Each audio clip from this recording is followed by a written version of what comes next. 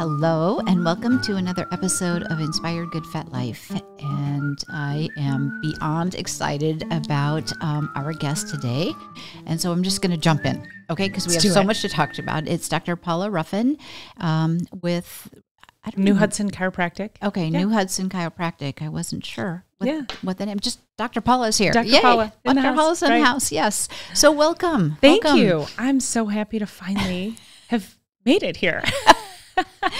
It's interesting because today was like the last 24 hours has been like, what is this going to happen? And it did. And it it just did. felt like everything fell into place to make it happen perfectly. Yeah. Something fell off of my schedule today. And then that sort of chaos, I guess, I don't know if it was chaos or not, but the trying to connect and align. And then I was like, wait, what? And then I'll be there. Yeah. So it's perfect. And we have so many things to talk about. So it's like, let's just start. Do it. Let's just start at the magazine. So as you all know, or I hope you know, we have a magazine called Good Fat Life. You can go to goodfatlife.com and we have it in this beautiful print version or in digital. And on the cover, I am with my PhD cohort in Sedona at Cathedral Rock. And Dr. Paula goes, she looks at that and she goes, is that Cathedral Rock in Sedona? And she goes, I was just there. And so but let's talk about that. For me, that really got my attention because it's not a, I don't know, maybe for you it was easy, but for me it was, climbing up was okay, but climbing down, my muscles were just like, what the heck is going on here? And it really motivated me to get into strength training. Yeah, And I felt fit to do it. It was fine. Like I didn't have any difficulty from a fitness perspective. I was scared to freaking death. Oh, really? Yes. Yeah, that's what scared me. And it was the crack after the first ledge that looked like it was like a 45-degree angle. And you're like, how do I get up? And then, we met this man on the ledge and he was like, no, keep going. And he guided us up. And then he said, it's okay. Everybody gets a red butt on the way down.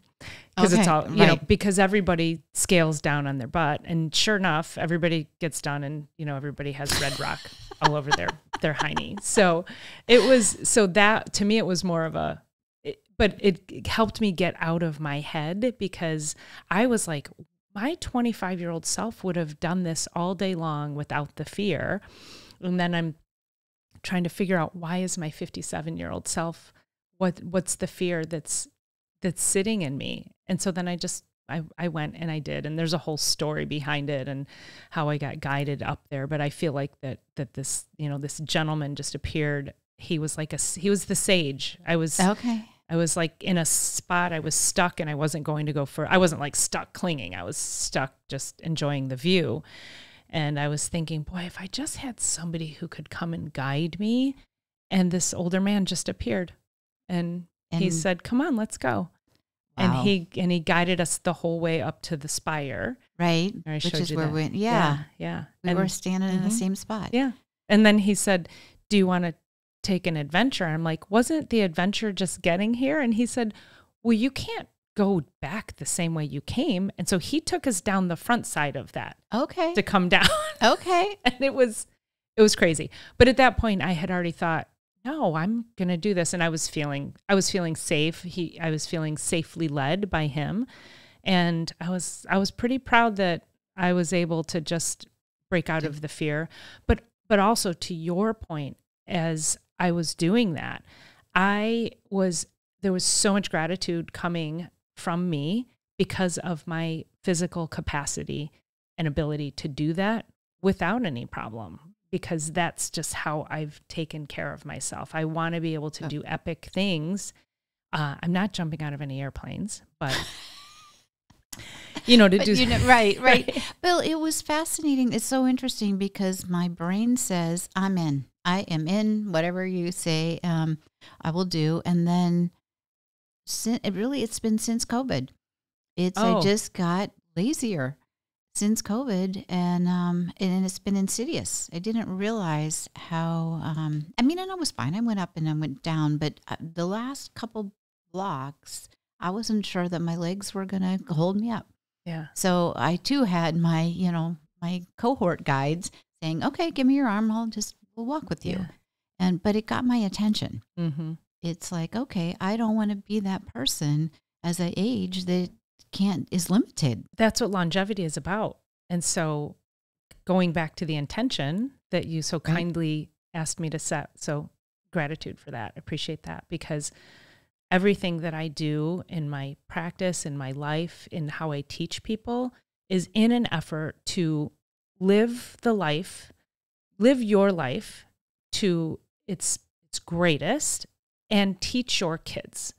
And that if we can teach the next generation, you can't leave enough money to leave a legacy of health like that. Oh, I love that. Yeah. Oh. So our kids have to be able to then raise their kids and be healthy and eat healthy and move their bodies and sleep well and have great connections with people. And so that's been my goal, because as I watched my mom, and you said you watched my TED Talk. Yeah. So just, give a little, your TED Talk it's so inspiring. Thank you. And I've probably watched it 10 times over the last, couple years since I first saw you give the talk at Habitat for Humanity. Yeah. It was for that humanity. talk that became the TED Talk. Yeah. Oh, okay. Yeah. Okay. I didn't realize that talk came first. Okay. It was 20 minutes. Okay. I was told at Habitat I had 20 minutes to speak. And then I got the 5-minute signal at 10 minutes. And I was like, what? And I'm like, wait a minute. If I prepared a 20-minute talk and now I have to on the fly figure out how I'm going to get to the inspiring part in 5 minutes, I was like, okay, that's a big deal. If I have an hour and you're waving me at 20 minutes, I can, skirt around that. But when you have to scale it down, it's a lot harder to give a scaled version of something when you have to be really intentional about each piece and how it builds on the next. So somehow I was able to do it because people like you remembered it. I've had multiple people reach out to me and go, that was so inspiring.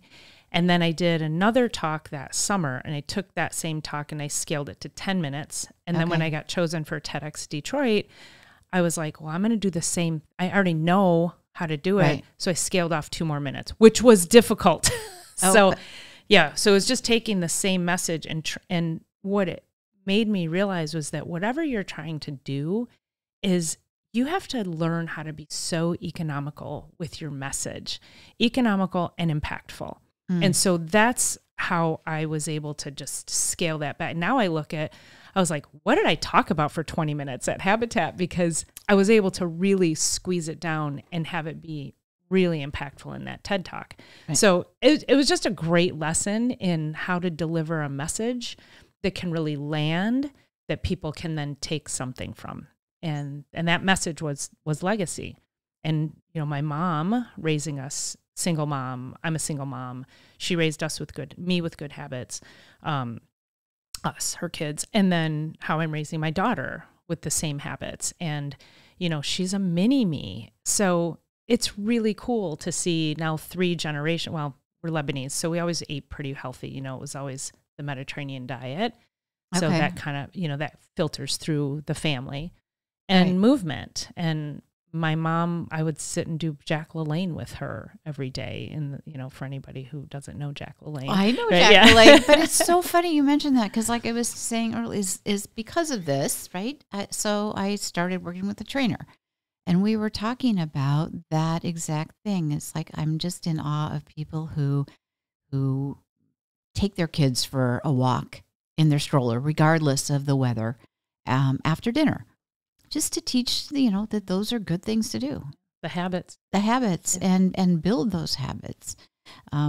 We didn't have those. My grandpa was a chiropractor. I think I told you that, in 1945, he's graduating from chiropractic schools, and it was very different then. But still. He was at practice at the time chiropractors went to jail for practicing chiropractic, right? Yeah. It was a big deal back then. It was a really big deal. There were quacks and all of this stuff, but they still call us that today. Well, and that's a whole different conversation, right? It's insane. It was, so we had that background, but somewhere along the line, when I was like getting into my teenage years, we lost that focus. Family dynamics and some things were going on in my family, and we lost that focus. And so it took me like 30 years to get back to it. And so and anyways, now look what you've done with it. Well, it's interesting, but it's interesting how things don't leave you.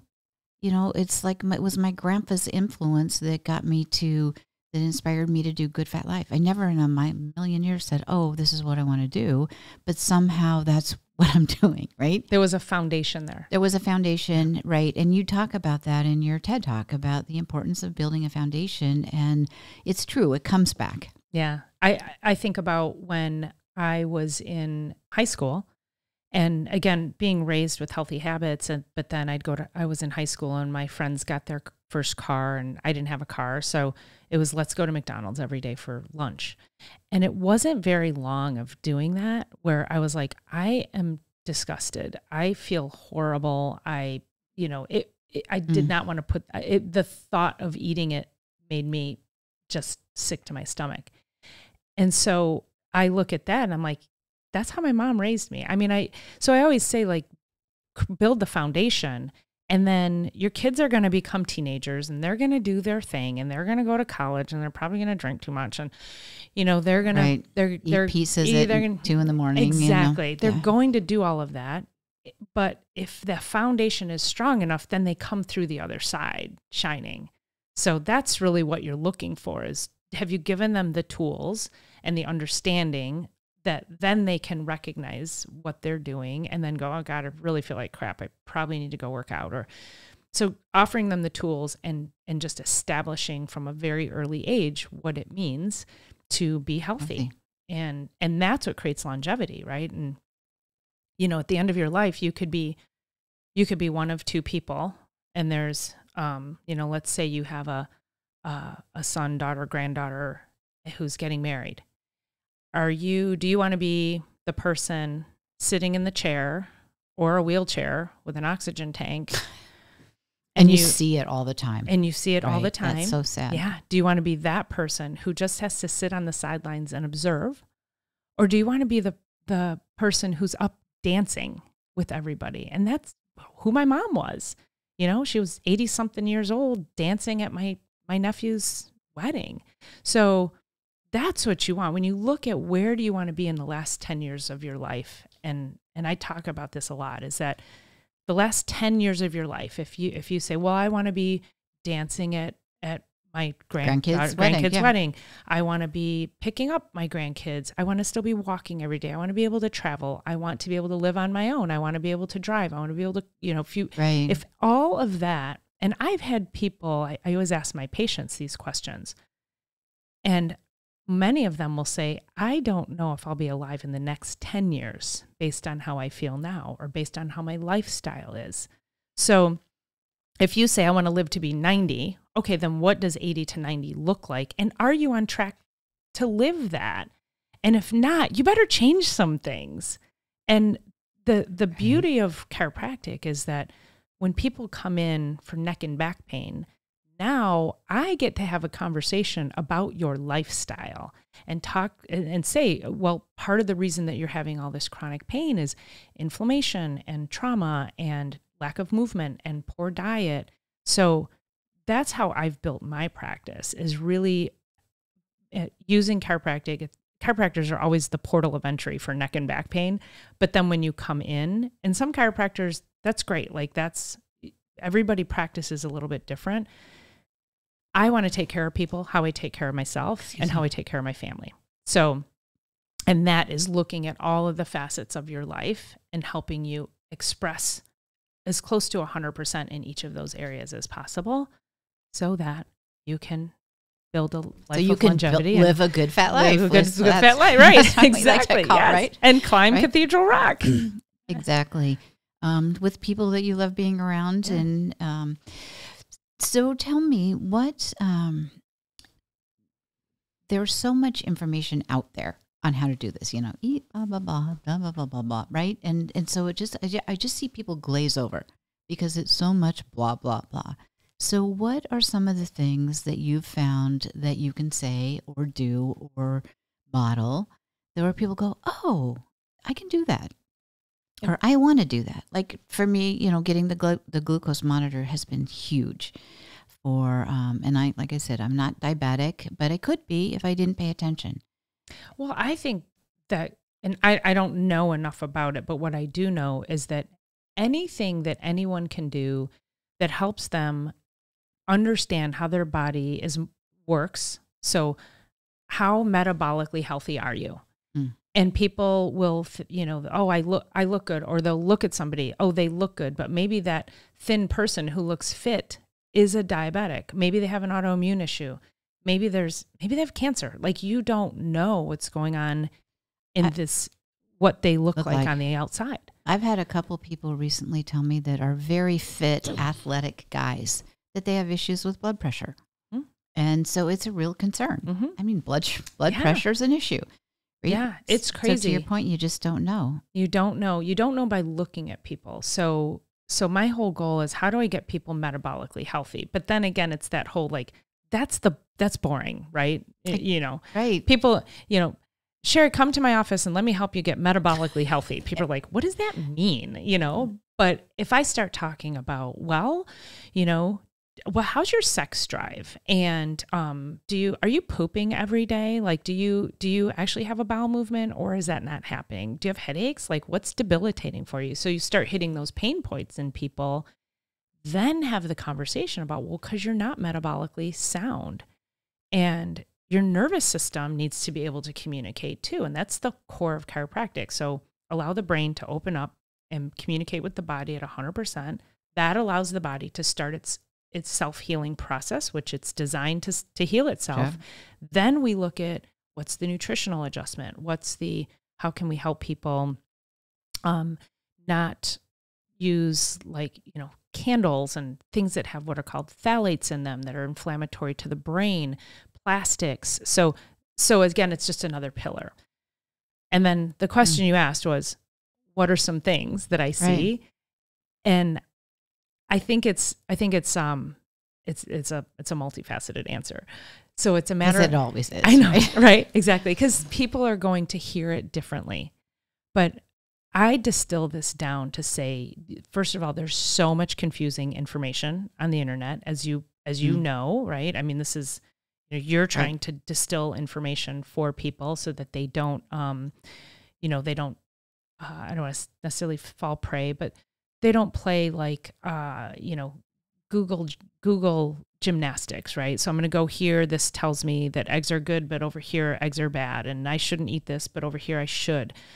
So there's so much confusion. However, so people are like, well, I don't know if I should eat eggs. And I'm like, okay, well, you might not know that, but should you be eating a donut? Like, so sometimes you just have to be so literal. Like, okay, you don't know what to do, but what you are doing is not serving you. So stop that. Right? You know what? One of the most insane things is that, like, Dunkin' Donuts and Coca-Cola are the, like, biggest product sales in the world. It's not just in the US, but in the world. And you just go, to your point, it's like, what are you thinking? Yeah. Right? Yeah. I had a conversation. I do a live show on my YouTube channel every Sunday at 6 p.m. Shameful plug. And do please. Yeah, plug it. Dr. Paula Ruffin on YouTube. So I go live at 6 p.m. every Sunday. And last week my guest was Bill Nash, and Bill's a good friend of mine. He's a local farmer, and his wife got diagnosed with cancer a few years ago. And I remember asking him last year sometime, I said, was there anything, I'm always curious, right? So some people know, I had a chemical exposure, or no, it came out of the blue. I'm always curious what that story is. And, we can't just say for a fact that this is it. And he knows this too, but he said she has drank several Pepsis a day since she was a teenager, and refused to drink water and did not eat healthy. And then when she got the diagnosis of cancer, the doctors were like, no, don't change your diet now, which I hear that a lot. I've had a lot of patients where their doctors are like, no, now's not the time to change your diet, because then we won't know if the chemo's working. And I'm like, today is the day to change your diet, regardless of what your diagnosis is. And so, that was just, I wanted him to share that story because our goal, our intention was to be able to shed light and help people. If one person hears that message and makes a change before they get a catastrophic diagnosis, right? That's the goal. And I think that's what you're doing with, trying to enlighten people in a way they're going to hear different messages differently. I do like to use sarcasm. I think it's, That's good. Well, it gets people's attention, yeah, right? Right. And it's not boring. Right. Exactly. So Stop the donuts. Stop the donuts. So, or have it on your birthday, right? Right. Something. Yeah. So you had something that you were going to tell me about that you are really excited about that you're working with one of your colleagues. Oh, yes. Okay.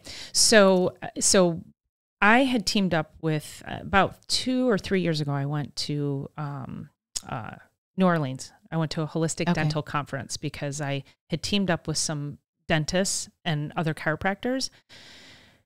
There's really this beautiful synergy that should be happening between chiropractors and dentists, because dentists are looking at the jaw, the face, the tongue, the palate, everything that happens, I always say from the ear forward.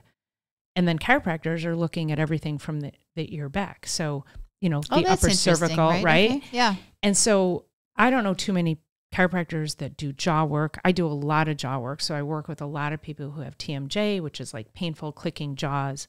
Oftentimes you'll ask somebody to open their mouth and there's just this very limited opening that they can open the jaw. If they do, they'll get a large pop. It'll be very painful. They can't chew. I've had patients who have said it's difficult for them to talk because obviously with the jaw movement. Oh my gosh. So TMJ it's so many people have it. I mean, I don't want to put a percentage on it, but I'd probably say maybe 80 to 90% of my patients come in for something else and I check them for TMJ and they're like, how did you know I had a jaw issue? And I'm like, well, because I can see your jaw is not tracking properly. You can't open your mouth. So often what happens, if we can get the chiropractors and the dentists to work together, now we can take care of the whole frame. So the other piece of that is tongue ties. And a lot of people, if you're familiar with a tongue tie or a lip tie, so there's the tissue on the bottom of your tongue, if you right, okay, like that, right. Okay. And so if that grows too big, so if it's too thick, it tethers the tongue down. And so the tongue is designed to lift and sit up in the roof of the mouth and the palate. Okay. And so a lot of times when people have sleep apnea or they have chronic headaches or neck pain and they just can't get rid of it, it could be because they have a tongue tie that's not allowing the tongue to rest up in the roof of the mouth and it falls back. And so it'll fall back into the throat and it'll block the airway. So this is where I'm working with my friend who's a holistic dentist and she says, don't call me holistic because that's like this layer. So she's a biologic dentist. And I'm like, but Sue, nobody knows what a biologic dentist is. And I'll give her a plug. So she trained under this Dr. Zaghi in LA, who's apparently his program is like the one of the top lip tie, tongue tie programs that you can take as a specialist. Wow. So when you get the tongue tie and the lip tie is the same thing. There's a string there. I never thought about those before. Yeah, ever. And you can have a cheek tie, so it can prevent the mouth from functioning the way it needs to. So again, think about that. The tongue's going to fall back. It will cause you to have sleep apnea.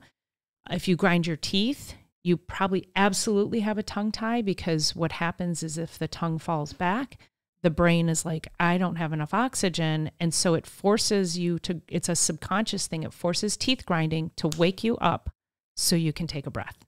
Like, oh my gosh. Like the body's that's insane, fascinating. Yes, right. Yeah. So we just recently had a case. I'd been working with a young gal with her jaw and I said, and chiropractic as well. She's really out of alignment in the upper part of her spine.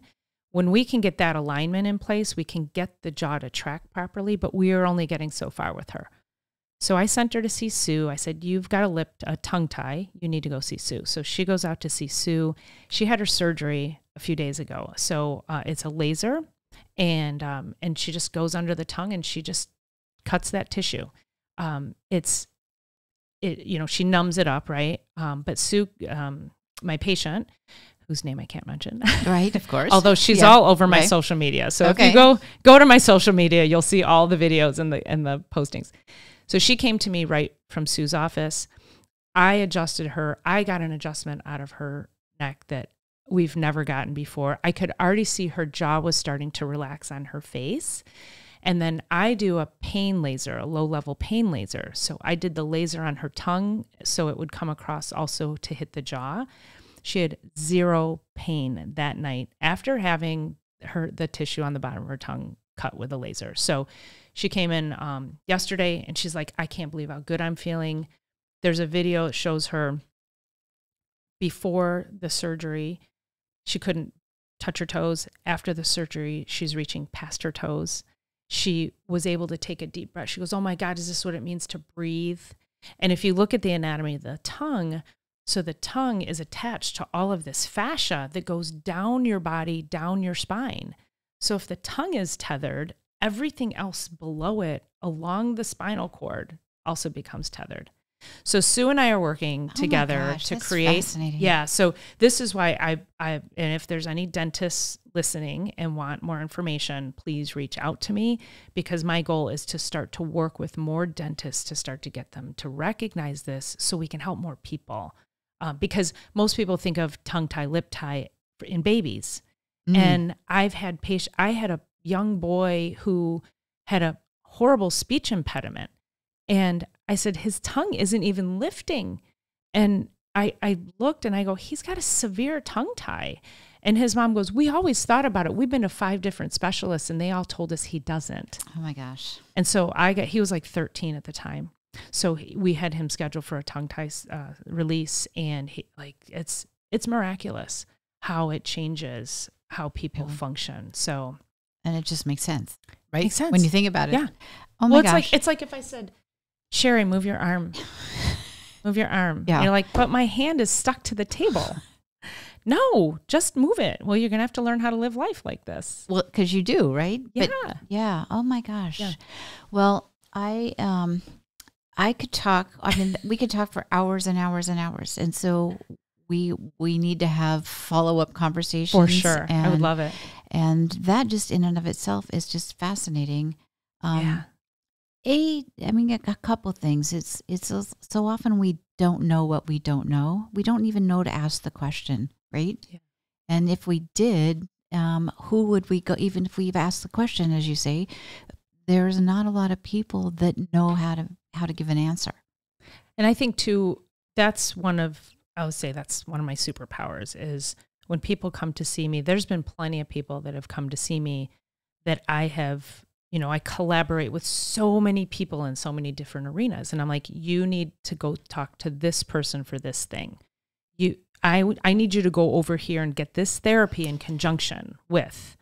So that's really important, is when you come to any medical profession, that they're able to see you as a big picture and take care of you for your sake. Our insurances, medical doctors, they're paid they get incentivized by not sending you out to other people. And that's not in your best interest. There was you're reminding me that I just recently read in my book club, we read the book Faceless. And it was about people in World War II. Was it World War I? Maybe it was one. One of them. One of them. But they got their faces blown off, right? But the part that was it's a fascinating story, but one guy recognized that he was a surgeon, and he became a plastic surgeon in the reconstruction, but he realized that with the body that he couldn't do it all himself. He needed to talk to dentists. He needed to talk to bone specialists and to eye specialists and stuff, and nose, because it's all part of it.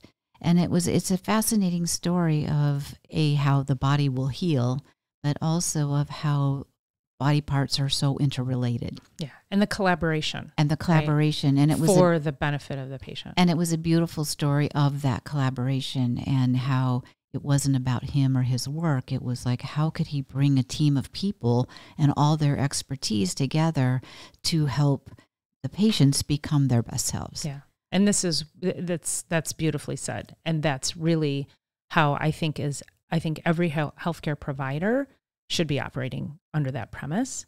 Right. And that's why, working with the dentists is so important to me, because the other thing too, and just to answer a quick question, I know people are like, well, what causes a tongue tie?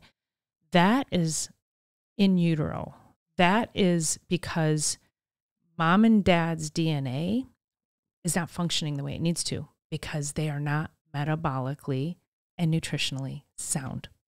So I have a massive passion for preconception care. And what that is getting young people to recognize and manage their nutritional health so that you have to fill the tank of nutrients, because when they have a baby, that baby is going to take everything from them. And if your tank isn't full and you've got autoimmune issues and you haven't taken care of your health and your diet is terrible and you're not exercising, your tank is probably a quarter full. Now you get pregnant and you don't have everything to give the baby, and they're called midline defects. That's what a tongue tie is. It means that the nervous system did not fully form the way it was supposed to. And so, this goes so much, it goes so deep, but it connects to, again, my intention to become a generational chiropractor and a generational doctor to help people recognize these things.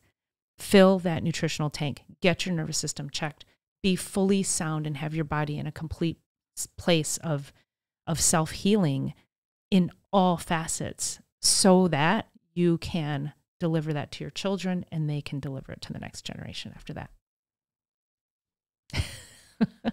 I'm processing and I'm speechless, and that is so powerful. And we're just like beyond, I don't know, where's the word? Happy, grateful, appreciative to have you and your expertise here, sharing it with us and with our readers. And yes, so if you want to know more about Dr. Paula Ruffin, check her out, and we'll have all of your credentials in the social posts and everything. And you can go to my website. drruffin.com is my website, and all my socials are there. Yeah. But I'm everywhere at Dr. Paula Ruffin. So if you go to whatever channel, you search me, and you'll find me there. That's where they find you. Yeah. Okay. I mean, this has been a fascinating conversation. And we didn't even touch on what we first said we were going to talk about. We didn't even begin to talk about it. So we'll schedule a follow-up. Okay. Right? Because there's so much to talk about. And can we give them a teaser? Sure. Yeah. So we were talking about women of pre and postmenopausal age and urinary incontinence, and the whole urinating when you sneeze, walk, run, or exercise. Or laugh. Right. And how are we going to help that? Tune in next time. Stay tuned, because there is a cure, right? That's right. And it has nothing to do with chemicals or pharmaceuticals. That's right. Exactly. That's right. Yes. That is hysterical. Yeah. And it'll have you laughing comfortably till your last breath. I think that'll be I'll just go straight into that. I think that'll be good. Okay. All right. Sounds good. So on that happy note, thank you so much for being here with us today. You. And yes, and go out and continue to live your good fat life. Yes, absolutely. Thanks so much for having me. I appreciate it.